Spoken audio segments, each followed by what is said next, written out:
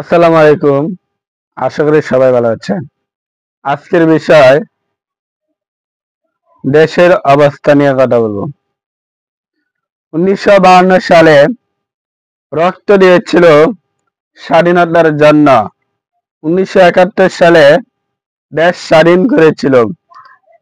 2024 সালে 5 আগস্টে স্বৈরাচারকে দেশ থেকে তাড়িয়ে দেওয়া হয়। 2025 সালে শুরু হয়ে গেল ডাকাতি, নারী, শিশু নির্যাতন।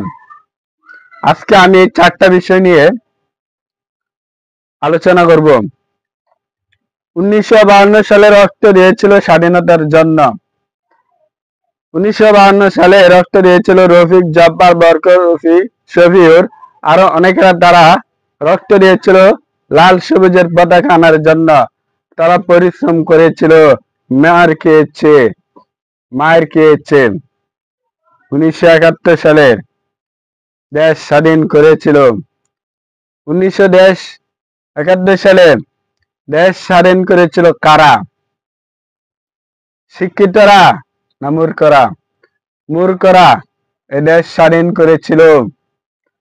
তারা লেখাপড়া জানতো না, তারা কথাবার্তা জানতো। তারা ঠিক বুঝতো যে পাকিস্তানি হানাদার বাহিনীরা আমাদের উপরে ঝাঁপিয়ে পড়ছে। বঙ্গবন্ধু শেখ মুজিবুর রহমান তিনি বলে গিয়েছিলেন, তোমাদের কাছে যা আছে তা নিয়ে প্রস্তুত থাকো। ঠিক বঙ্গবন্ধু শেখ মুজিবুর রহমানের কথায় অনুযায়ী এই বাংলাদেশে অস্ত্র তুলে নিয়েছিল মূর্খরা, কিন্তু তারা মাথা নত করে নাই। এই দেশ স্বাধীন করেছিল 7 লক্ষ মানুষের বিনিময়ে, 2 লক্ষ মা বোনদের ইজ্জতের বিনিময়ে এই দেশ স্বাধীন করেছিল। তারা বলেছিল দেশ তোমাদেরকে আমরা দেব না। বঙ্গবন্ধু বলেছিল, আমরা যদি সোজা আঙ্গুলকে ঘৃণা করতে পারি তাহলে আমার নাম বঙ্গবন্ধু শেখ মুজিবুর রহমান না। ঠিক তারা এই দেশ স্বাধীন এনেছে। জয় বাংলা, জয় বঙ্গবন্ধু বলে স্লোগান তুলেছিল সেদিন 1971 সালে। 2024 সালে 5 আগস্টে স্বৈরাচারকে দেশ থেকে তাড়িয়ে দেওয়া হয়েছিল।